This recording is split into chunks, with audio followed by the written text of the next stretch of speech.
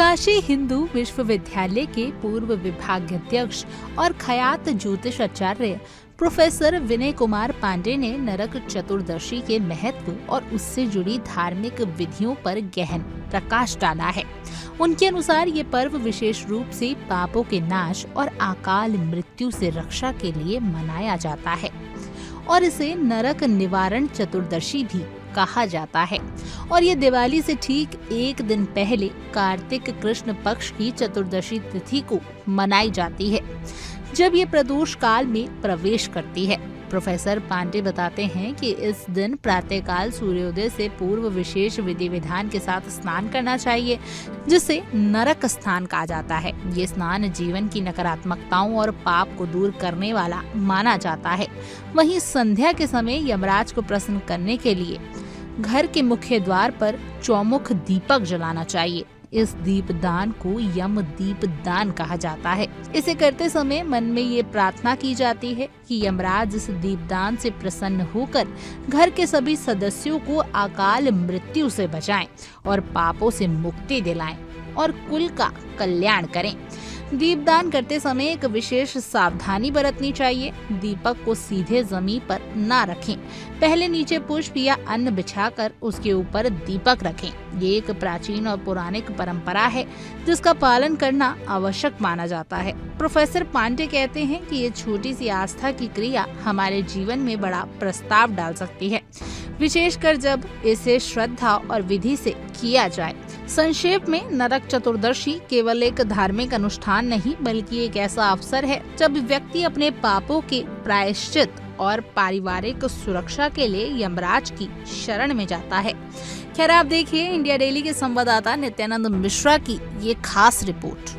नरक चतुर्थी नरक निवारण चतुर्दशी है ये, अर्थात नरक भीरुभि तत्र स्नानम विधेयम, अर्थात नरक में नहीं जाने की जिनको इच्छा है, अर्थात जिनको अपने पापों का सत्यानाश करना है, पापों का विनाश करना है, वैसे लोग इस चतुर्दशी को अपना स्नान दान इत्यादि का कुछ विशेष महत्व है। तो उसमें ये जो नरक चतुर्दशी है वो प्रदोष काल व्यापिनी कार्तिक कृष्ण चतुर्दशी, नरक निवारक चतुर्दशी या नरक चतुर्दशी के नाम से जानी जाती है। अर्थात दीपावली के पहले दिन जस्ट, क्योंकि अमावस्या के दिन दीपावली पड़ती है और चतुर्दशी जो है वो नरक निवारक चतुर्दशी है। तो जब प्रदोष काल में प्राप्त होती है तो उस दिन हमें नरक निवारक चतुर्दशी का कार्य करना चाहिए। उस दिन सूर्योदय से पहले कुछ संविधाएं हैं, उसमें स्नान करने का विधान है।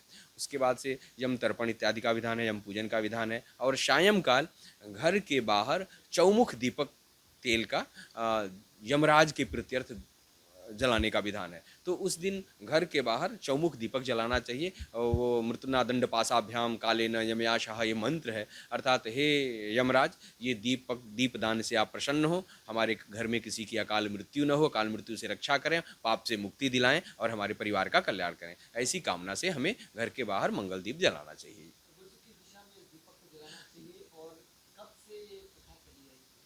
ये प्रथा जो है पौराणिक है, क्योंकि पुराणों में इसका वर्णन है। ये प्रथा नहीं है, ये हमारे संस्कार, हमारी संस्कृति है, हमारे पूजन पाठ का एक अंग है।